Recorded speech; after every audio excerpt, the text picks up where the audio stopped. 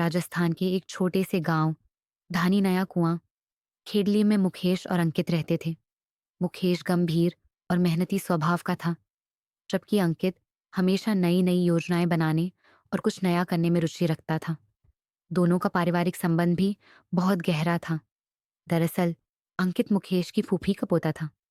उनकी बचपन से ही गहरी दोस्ती थी, जो समय के साथ और भी मजबूत हो गई थी। एक दिन गांव के मेले में दोनों घूम रहे थे। वहां उन्होंने देखा कि बहुत से लोग छोटे छोटे स्टॉल लगाकर अपने सामान बेच रहे थे। अंकित को एक विचार आया।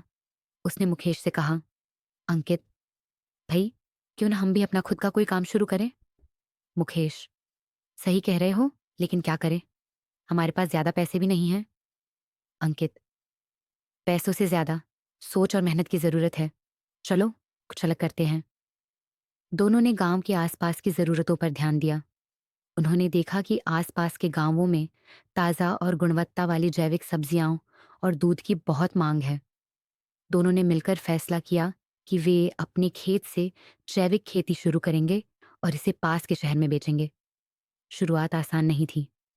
मुकेश, अंकित, हमारे पास बीज और साधन के लिए पैसे नहीं हैं।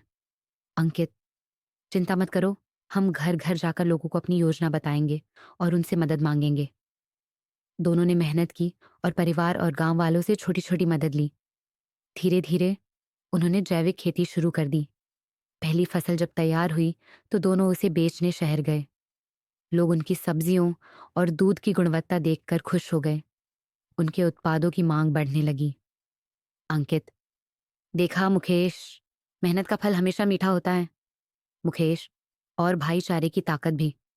अगर हम साथ ना होते तो ये सब संभव नहीं था। कुछ ही महीनों में मुकेश और अंकित का व्यवसाय पूरे गांव में मशहूर हो गया। उन्होंने गांव के और लोगों को भी अपने साथ काम पर लगा लिया। अब गांव के कई परिवार इस व्यवसाय से जुड़कर खुशहाल जीवन जी रहे थे। मुकेश और अंकित ने दिखा दिया कि जब परिवार, दोस्ती और मेहनत एक साथ होते हैं तो कोई भी सपना पूरा किया जा सकता है। उनकी कहानी गांव वालों के लिए प्रेरणा